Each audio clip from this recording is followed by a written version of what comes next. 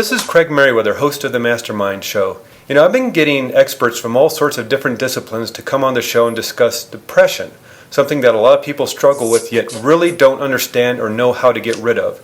And I believe there's this notion out there that once you've dealt with depression, that your life will magically become filled with happiness. But true happiness is something quite different than not being depressed. There's this great quote by Benjamin Franklin who said, "The U.S. Constitution doesn't guarantee happiness, only the pursuit of it. You have to catch up with it yourself." So today I wanted to talk to an expert in happiness, Dr. Robert Holden. Dr. Holden is the director of the Happiness Project and Success Intelligence. His innovative work has been featured on Oprah, Good Morning America, and in 2 major BBC TV documentaries, The Happiness Formula and How to Be Happy, shown in 16 countries to more than 30 million television viewers. Dr. Holden is an official contributor to Oprah.com, as well as author of the best-selling books Happiness Now, Shift Happens, Authentic Success, and Be Happy. His newest book is Lovability, How to Love and Be Loved. Dr. Holden also hosts a weekly show on Hay House Radio called Shift Happens. So Dr. Holden, welcome to the show. Thank you very much, Craig, for inviting me. Yeah. Well, I think people's biggest fear is that something is missing in their life, and a lot of people get stuck in the once I do this or once I get that, I'll be happy, the disease of I'll be happy when. And, it doesn't help that advertisements and TV are always telling us something's missing from our lives and trying to sell us something to fix that, what you call destination addiction. So is it possible to be happy when a lot of us feel that our lives are so incomplete? That's a great question. And also just, following on from your introduction as well, Craig, I think there is a lot of pressure in our life to be a certain way. And this in itself can often cause a lack of ease within us, and also lead to some types of depression as well. So I think it's a really important question. I'd also just like to say, with my work with the Happiness Project, what I felt really was important to lay down is that my study of happiness takes into account the idea that happiness isn't just the absence of sadness or depression. Actually, it's the capacity to be able to respond to that happiness, to that sadness rather, and that depression, and to find a way to actually work with those experiences, as and when they do happen. If I was going to start, though, on what's potentially a pretty radical note, it would be that I think the most important thing to understand about happiness is to get clear about what it really is. In my work, I feel most people don't really need more therapy, they just need more clarity. And it's really important that you get clear on what happiness is, because often it's our misperceptions about what happiness is that leads us to search for happiness in all of the wrong places. So for me, the starting point is that happiness fundamentally is not an it. It's not a thing that you're going to purchase in Walmart. It's not a destination. It's not a place where the grass is greener. It's not a relationship. It's not even a state of mind. I would say there are certain states of mind, like gratitude or forgiveness, for example, which can help you to feel happy. But fundamentally, I think that happiness, in the final analysis, is our true nature. I think that when we are happy, it's normally a sign that we are in tune with ourselves and fundamentally in tune with the unconditioned self, the self that hasn't been put under pressure in order to achieve, to gain, to get somewhere, to be something before we can be happy. Well, you mentioned gratitude and forgiveness. So if you're feeling like your life is stuck and things aren't moving the way you want them to, how do you use gratitude? How can you be thankful if you have health problems or financial problems or relationship problems? If you look at your life and say, this isn't what I want, I'm not happy, how do you all of a sudden become grateful and start forgiving? Well, I think the first thing is that, my philosophy really would say that one of the keys to happiness is to know what's causing you to be unhappy. So my work is about finding a way to help people to not be afraid of unhappiness, to not even judge the unhappiness, but to understand it and learn from it. I believe that emotions, feelings, experiences like depression, for instance, are trying to show us something. They are like internal memos that are trying to encourage us in some way or another. So let's take depression for a moment, Craig. I mean, I happen to believe that the term depression is one of the most unhelpful diagnoses on the planet. I think it's remarkably vague. I don't think depression accurately describes any feeling whatsoever. So when you have an experience of, and we'll call it depression for a moment, I think the first thing to do is to get closer to it and to try to understand it better. And in my experience, Craig, what I notice is that when people are having an experience of depression, when I ask them to describe it a bit more, they'll then start to tell me that maybe what they're feeling is, for instance, a sense of isolation and aloneness. That might be it. Or a feeling of meaninglessness and a lack of personal significance. It could be that. It might be a feeling of some sort of non-deserving. It could be along those lines. So in other words, the first thing to do is to really pay attention to the feelings. Don't judge them, because the moment you judge a feeling, you're not going to learn anything about it. And also you won't actually see the feeling. You'll just project your judgments onto the feeling. But if you can be receptive to what the feeling is, and then see if there is some sort of a message or a lesson or some sort of a prompt that this feeling is trying to give you, then that's a great thing. And again, I can only be general at this point, but I do honestly believe everybody's situation is specific and unique to them. But for instance, the last person that I was coaching who was depressed or described themselves as depressed, when we really got down to it, they were in a job where they couldn't really feel as if they could be true to themselves. And in a sense, they were being successful, in inverted commas, but at the expense of their authenticity. And in a way, this was causing them to be successful, but not feel successful. They felt flat. So that's an example, Craig, of where I think, we can really, let's not make an enemy of unhappiness. Let's find a way to learn from it, face it, deal with it, and then, and then move on. Well, you just mentioned, you just said coach when you were talking about working with this other person. I love that word because I think a lot of people have a stigma of going to maybe a psychiatrist or a therapist or something, but anybody who's achieved any level of success, whether it be in sports or music or business, every CEO, every person who's in any sort of hall of fame has been coached in some way. And I think it's so important to find some people to have around you who can support you and actually coach you and help you look at your life maybe in a different way. So, because there's things that go wrong, and you might be asking yourself, why am I not happy? And if someone can, at the very least, get one of your books, they can, maybe get some idea of why they're not happy. I wrote a book called Shift Happens. And in there, I really focused in on the idea of dysfunctional independence. And dysfunctional independence is really just a description for where we try to do life too much by ourselves. One of the chapters in the book is called If You Are Alive, You Need Help. And I tried to really take the stigma away from asking for help and accepting help, and actually really saying that fundamentally, and this is to your point, Craig, when you really look at people's lives, actually independence is a myth. There's no way you can do anything by yourself anyway.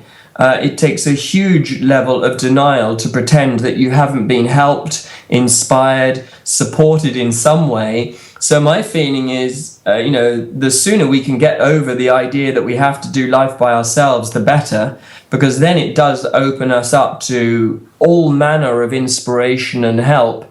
And, I think it's unfortunate, but there are certain individualistic societies in the world the UK, particularly England, would be one of them. America would be another one of them. North America would be another one of them, where we peddle the myth of independent success and independent living. And it's just not true. It doesn't exist. There's no way anybody could exist on their own for more than a couple of days and suffer or not survive. So, yeah, I think, the sooner we get smart about the idea of letting ourselves be helped, the better. Yeah, well, I can certainly testify to that. I grew up most of my life, and I thought, maybe it's because I was a guy, or maybe I just thought to be a man, you had to do it yourself, or it doesn't count unless you do it yourself, all by yourself. And I just ran up against wall, against failure, against failure. It wasn't until I started letting people help me and reaching out to others and studying books and programs and getting a mastermind group together to discuss this kind of stuff that my life really started taking off. Me too, as well. And I'm completely with you, Craig. I think for a while I tried to do it by myself, and I just ended up exhausted, quite honestly. And I could really see that in some ways, when you try to do life by yourself, you do end up playing small, and you just don't allow yourself the opportunity afforded to you when you connect to something bigger than your own ego. Yeah. Well, one of the problems I always had was, I regretted the past and I feared the future of what was going to happen next. And so it was always hard to kind of be in that moment, which is, I don't know, maybe you could explain this, maybe that's where true happiness really is. So what I wanted to ask you was, should people have goals, have dreams, and strive to do something else? Because that's always kind of in the future where happiness, they can't find happiness. Craig, it's such a great question, and there's a huge amount of insight behind your question too. I mean, the fact is, we are often, I think, very good at goal getting, but not very good at goal setting. Once we set a goal, we'll go after it and try and achieve it, which is a fine thing, but we don't often pay enough attention to the goal we're going after in the first place. In my book, Authentic Success, I really tried to examine the types of goals that are maybe more wholesome and helpful for us to consider. For instance, I think a really good goal is to consider the type of person you want to be. So I call these the being goals. This isn't about what you want to buy today or how much money you want to have in the bank. This is about the sort of person you would like to be. This is about recognizing your natural qualities and allowing those natural qualities to be there and to exist. For some people, their shadow is that they don't let themselves see their light. They don't let them see their talents and their skills. So being goals are fantastic. I think also considering what it is you might like to give the world, that's a fantastic thing to consider. What are the gifts I've come to give the world? What is it I'd like to share? What is it that is a truly creative impulse in me that I would like to give full expression to? And then, when you've done your being goals and your giving goals, then you can think about receptivity as well. And you can think about, what is it I'd like to receive? What is it that I would like to have? But now, all of a sudden, those goals sit within the context of being and giving, which I think is a great thing. There's another set of goals as well that I included in one of the appendices of Authentic Success, which was about present time goals. And it was really thinking about how you could set a goal for today rather than a goal for the future. I'm not saying don't set goals for the future. I'm just saying, that the key is, I think, somewhere along the way to make sure that you are, committed to today as much as to anything else. And so I talked about present time goals in that particular book, and I think that was very helpful to people. I heard you say once that your definition of happiness influences every single decision you make in your life. Can you explain that? Yeah, well, if we think, for instance, that happiness equals more money, then we may decide to take a job with more money that takes us to another part of the country. We may decide to work 1 or 2 hours longer in the office in the evening, which might mean that we're going to miss out on some bedtime stories. It might even mean that we never get to see our family at breakfast in the morning because we've already gone to work in order to, earn that extra money, for example. If we think that happiness is a relationship with somebody else, we might end up, only ever thinking that happiness is possible in a relationship with somebody else. And we may, just be just like obsessed and fantasizing about the idea that there's a soulmate out there who we will only be happy when they come. So now we're back to your first question, your first point about I'll be happy if and I'll be happy when. My point is that your true self is already happy. What's not happy is your self-image. Happiness is who you are minus your neurosis. So happiness is not an achievement. It's not a state. It's not a reward. It's not something that you tick off a list at some point in your life. Happiness is your true nature. That's what it is. And it's what you experience when you're being true to yourself, when you're listening to your heart, when you're thinking thoughts that suit you, and when you're engaged in your life in such a way that you are being the most loving man or woman that you can be. Well, you said, another thing you said was the reason we want to be happy is because we are already happy, which I find very fun. Yeah, exactly. When you really look at it, there are only 1 or 2 things really, that you can completely and utterly agree upon on this planet. One of them is, when people are asked in sociological interviews, what is it you most want in life? The number 1 answer is happiness. It's amazing. You go all around the world into different cultures and, it's always the number 1 answer. We want to be happy. And actually, when we ask people, what is it you most want for your children? The same answer comes up again. We want them to be happy. So then that begs the question, how comes? How did we ever get to the point where we all agreed that happiness is what we most want? Maybe it's that we want to be happy because we just want to experience who we are. So this happiness is just our natural self when we're not judging ourselves, when we're not belittling ourselves, when we're not neglecting ourselves, when we're not in sacrifice. I actually said that, happiness, actually, I don't know if I've ever quoted this in a book. It's probably something I say more in a talk or a workshop. But I said that, happiness is God's way of introducing us to ourselves. When you're happy, it's a sure sign you're in tune with who you really are. When you're unhappy, that's a sign that you maybe have just taken a little turn off the main road, and or even that you're in danger of going off the main road. And that unhappiness, far from being wrong, bad, or negative, is simply a little light on your car dashboard, so to speak, which is just saying, pay attention and make sure that your next move is something that helps you to be true to yourself. Okay, well, that begs the question then and maybe this is a great way to introduce your new book, is that in order to be happy, you have to love yourself, basically. And I'm not talking about conceit. I'm talking about a self-acceptance. If you don't have that, how do you get it? Yeah, well, firstly, the clarification of terms is so important again. And that's why, Craig, I really feel so strongly that, again, people don't need more therapy, they need more clarity. That my working life has been really sort of the study of happiness through the Happiness Project, success through my work with Success Intelligence, and then love through my work with Lovability. And on all 3 occasions, the place that we start is with clarification of terms. So, it's an important place to start is to look at self-love.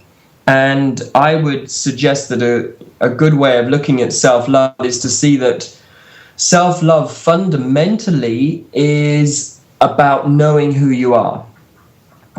Self-love is an impulse which says, I would like to know who I am, so that I can be true to myself, so that I can care for myself, so that I can fully express who I really am. And so that's the starting point, I believe. After that, I think, there are places to go. But what I say in lovability is fundamentally is that I think that love, again, describes more of our true nature. This is the thing, particularly with happiness and love. I think the closer you get to both of those words, I think you find that actually they are so similar, they could almost be pointing at the same thing, so to speak. So my feeling is that really love is our heart. It's the heart of who we are, and it's an experience we have, when we allow ourselves to be who we are. So that's the starting point for me, is that love is knowing who you are, and then after that it's recognizing that maybe love is even just what you are. It's your true mind, it's your true heart, it's your spiritual DNA. And then that would suggest that actually love is the natural way to feel about yourself. It's not a conceited thing at all. It becomes conceited if you are suggesting you're more lovable than somebody else, but that wouldn't be how love operates anyway. That would I just call that insecurity, But true love, I think, is almost how it's almost like how your soul already feels about you. Okay, so when you're tuning into self-love, this is how your soul, this is how your unconditioned self already feels about you. I think that's pretty cool when you consider that, because really what I'm saying there is that self-love is a very natural thing, and it's available to everybody. Well, the news book that you've written is called Lovability, and it has a great subtitle. It's How to Love and Be Loved. And that is striking to me because a lot of people know, or at least believe they know, how to love somebody else, but learning how to accept and receive love is something totally different. Yeah, that's a great point, Craig. I mean, I say first up, lovability is a 3-day program that I've been running for quite a few years now, actually, and therefore I've been involved in a number of conversations across the years around what love is and people's hopes for love. And the first thing I'd say is that most of the time I find people are most interested in finding love. So, in fact, we don't even talk about how to be a loving person or how to let yourself be loved. We're just trying to find love. And often, I point out, well, it's a nice idea to try and find the love. What are you going to do when you've found it? And often, in my experience, most people haven't thought that one through very much. They're just going to hopefully live happily ever after. In my experience, the best way to find love is to commit to being the most loving person you can be. When you do that, that makes you attractive. It makes you attractive to love. And when you are committed to being the most loving person you can be, then the next thing you're going to have to do is to be willing to let that love in. As you asked, Craig, you're going to have to allow yourself to be loved. And that really is the goal, because if you don't allow that to happen, then inevitably you will end up at some point projecting your lack of self-love onto the relationship, onto the person you're trying to love, and then the complaints come in. And usually the complaints run along the lines of, I'm not loved the way I'd like to be loved, I'm not loved as much as I love them, and so on and so on and so on. One of the exercises, Craig, we do, which is often really enlightening on the lovability program, is an exercise where we look at, the question is, how do I make it difficult for people to love me? And it creates a great conversation, and one of the real standout observations of that conversation is that nobody ever has been lost for an answer. We know how we make it difficult to be loved, and when we really let ourselves be honest about that, I think just there, that's a real great breakthrough to genuinely, practicing self-love and making this shift from being the person who's trying to find love to being a person who's trying to be the most loving person they can be. So if somebody doesn't love themselves, they may even feel happy and generally content with themselves, but I think it's a very rare person who you say, do you love yourself, do you like yourself, that would say yes. How does one get to the point where you feel love for yourself and the life you live? Self-love is, I believe, the most natural thing that we can experience, and yet, to your point, Craig, for many of us it isn't a very common experience. I think that's partly because for some reason we have learned early on to judge ourselves, and the moment we judge ourselves, it gets a little awkward because we somehow believe that judging is seeing. We have taught ourselves to believe that when we are judging ourselves, we're seeing ourselves more clearly somehow, or we're seeing ourselves as we really are. We think that judgment is offering some great insight into ourselves. And we also believe the same about when we judge someone else. We think, well, if I judge them, I understand them, I know who they really are.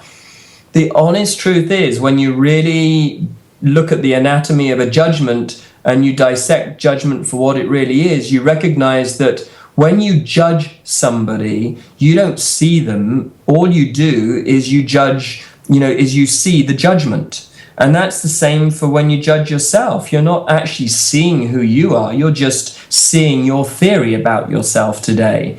So I think we have to retrain ourselves and to be curious enough, Craig, to be able to drop the judgments, at least for a little bit. So, if we were to be practical about self-love, and in particular, a very important aspect of self-love, which is self-acceptance, then I would say, an interesting meditation would be to ask yourself a question like, who am I when I'm not judging myself?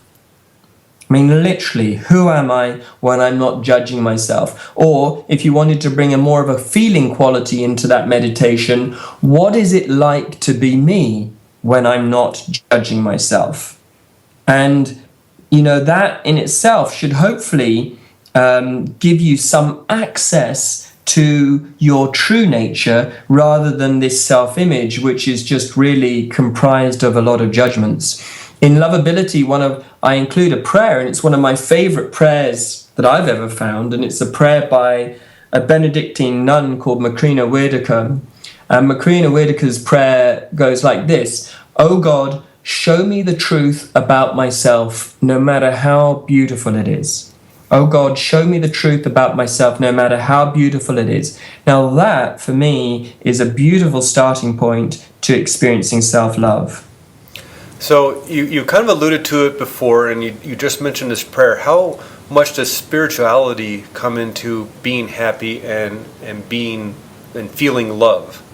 Well, I think we're back to clarification of terms again. But for me, spirituality, just to be really clear, spirituality is not the same thing as religiosity or to any type of churchianity. Spirituality is experiencing the essence of who we are and the essence of life.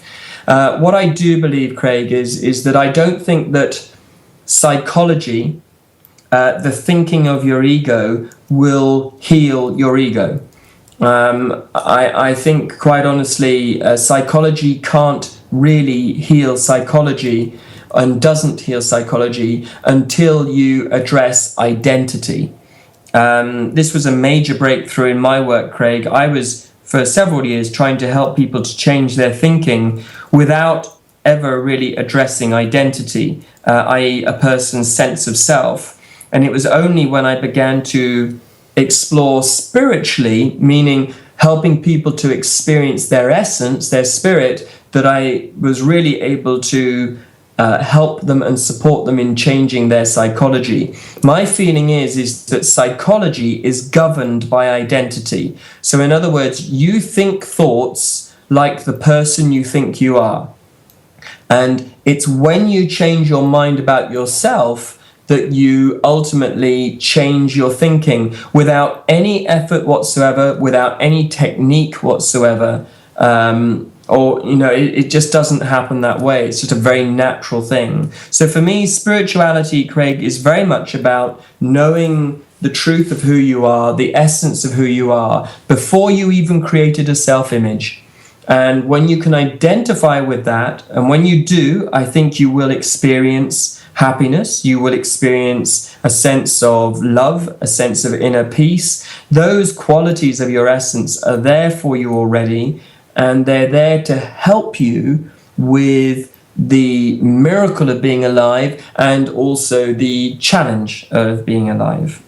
Well, there's a couple ways you can find Dr. Robert Holden to get more information about him and find out when he's doing another workshop. If you go to www.happiness.co.uk, also you can go to www.robertholden.org. You can find him on Twitter, Dr. Robert Holden, find him on Facebook. To make life simple, if you just go to mastermindshow.com/Robert, you can find all his links to all the different things he's doing, including his Hay House radio show, Shift Happens, and about his books. A quick question about if someone wants to really dive into this stuff. You have 5 amazing books: Happiness Now, Shift Happens, Authentic Success, Be Happy, Lovability. Where does somebody start first? That's a really good one, because there's such a widespread, and also those books cover around about 16 years worth of writing. So it wasn't like I just put them together overnight. It's pretty clear. I think if you're interested in happiness, you'll want to go to Happiness Now or to Be Happy. If you're really interested in purpose, success, leadership, that type of thing, you'll want to go to Authentic Success. If you're really interested in just having a little bit of literally like a shift in your life, I mean, Shift Happens is great because that's 50 short essays written in very short style, very punchy. It's I think that book's been around for about 15, 16 years now. We just did a PBS show called Shift Happens. So, that one's doing pretty well. Lovability is your meditation on love. Absolutely there. So, if you really pressed me on it, and I would say probably start with Shift Happens. If you like Shift Happens, you're going to like one of the others too. Right.